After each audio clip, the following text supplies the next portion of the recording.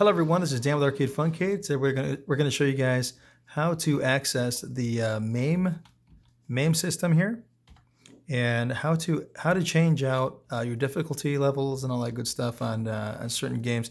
I had a gentleman ask me a while back ago on how to adjust the settings for Mortal Kombat. So what I'm gonna do is show you guys how to do that right now, and I'm also gonna show you guys how to adjust the settings for NBA Jam, which is another big deal. I'll show you guys a little bit of what's going on with that. So like Mortal Kombat, any Mortal Kombat will have the same setup. We're gonna go with Mortal Kombat 2. It's one of our shop favorites, so it's pretty awesome. What we're gonna do here is we're gonna be pressing the tab button on our keyboard. So you just press the little tab button, and we're gonna have a small menu pop up. And once that guy pops up, it says Input General, Input This Machine, and Dip Switches. You're gonna want to go down to Dip Switches and press Enter on your keyboard. And you're gonna go down. It's gonna show you a couple things here like blood, violence, all those things. And you're gonna go down attract sound. So if it's loud, if you have certain games that you're like, man, I don't want the attraction sound to be rocking all the time. I want to get rid of the the track sound. I want to get rid of the blood, violence, all that crap. You can actually change that out. So what we're going to do here is kind of jump in and out of this guy. I'm going to leave all that stuff on. I'm going to go to service mode is where I'm trying to get to. I'm going to turn that on. Now you guys got to keep this in mind. Once you turn this on, in your game, if you get out of here, you're going to be like, dude, how the heck do I get back in there? You got to turn your service mode back off. Even if it says exit test menu here and you exit, you're still going to have to press tab and go to the service mode and turn it off here physically. Well, virtually, but whatever. You know what I mean? So yeah, we're going to get out of there. We're going to get out of this menu here to get it out of the way. It's going to say return to machine. So right now what we're pretty much doing is just going back on the machine as if it's the true arcade here. And we're going to go to game adjustments, utilities, all that stuff. So we're going to go to game adjustments. We're going to press A on the coin door. I'm sorry, on the keyboard. And we're going to be looking around here at what we can do. So like you could do the custom pricing, all that stuff, computer difficulty. That's what we're looking for, the computer difficulty level. So this guy's usually set up to 3. So this guy, you can actually change this fella by pressing, oh crap, I just pushed the wrong button.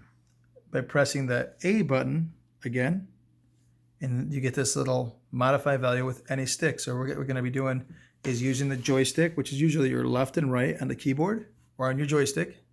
You just press left or right, or up and down, up and down, and you could change it to whatever you like. You can go to very hard and or very easy. I'm gonna leave it on medium, but I wanna show you guys what you can do. So from here, what you do is you press the enter button and it saves it, and it jumps you back to this guy here, this little menu. You're gonna go back to return to main menu. Now you're going to press A on your keyboard. Now it's going to say exit test menu. You're going to be like, oh crap, like how do I do that? If you press the A button or the enter button, it's going to say diagnostic switch is closed. I remember running into this and being like, what the heck do I do now? And the whole idea was that you had to press the tab key again. And what you do is you open up the menu like we talked about before, and we're gonna go, oh, I passed it up, go back to dip switches, press enter. You're gonna go back down to service mode, and you're gonna press left on the keyboard to turn it off. And as you can see in the background, you could see the game restarting. So you press start, I'll go to return previous menu, press enter, and return the machine. And you're good. Otherwise, you could just press tab too. Once you finish it, just press tab, and it'll open up and close that little window for you at times. So yeah, there you go. I pressed it a couple times there, but I usually use the tab, the enter button. So there it is. It's pretty simple to do the Mortal Kombat one. The NBA Jam is next. That one's a little on the rougher side, I think. This one was Mortal Kombat. It's a little rough. We're gonna go back to the NBA Jam really quick and show you guys how to adjust, make an adjustment. So I've had a couple customers ask us about, a couple people ask us about these things. They're like, dude, how the heck do I adjust the NBA Jam from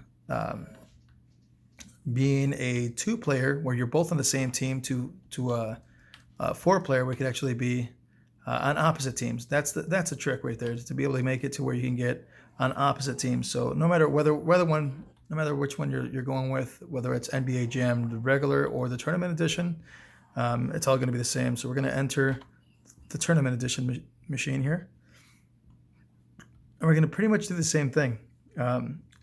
From here, as soon as it starts up, you can actually press the tab, go down to dip switches. This one's going to be a lot easier.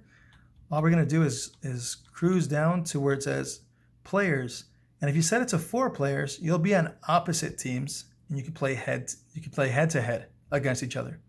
If you flip it over and you press the left key as it's showing there to make your selection, you can press left. It'll give you a 2-player selection. And what that does is that it then throws you and player 2 on the same exact team. So then that way you can actually play on the same team. But most people like to play head to head. That's the main idea. You get to play against each other. So that's the cool part. So that's what we're gonna do is do that. So I'm gonna show you guys what the difference is. So player 4, 4 players. I'm gonna jump into that, and you can see that I'm gonna start up a game here. Throw some credits in here, and you can see that we have player 1 already pressed start, but player 2 hasn't. And I'm gonna press my player 2, and it's set to 2 players. So we're both on the same team, as you can see here, right? So that's where we have our setup to where you can actually play 2 players. So if you want to go to 4-player, oh, there it is. You want to go to the 4-player guy. Right now it's on 2-player. If I set it to 4-player, which I did, but I think I had to reset. It usually says reset there at the bottom, and it has a little delay on it. We've been messing with this computer for a little bit. I think we've overdone it, I think, for today. So there you go. I'm gonna go to reset. I'm gonna press start.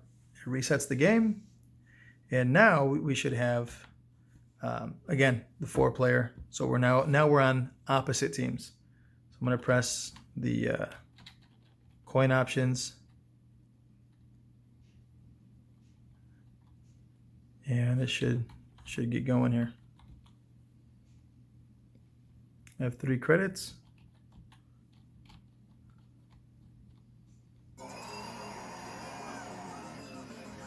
All right, so I have that guy, player 1, and now we have, I gotta throw some more credits in.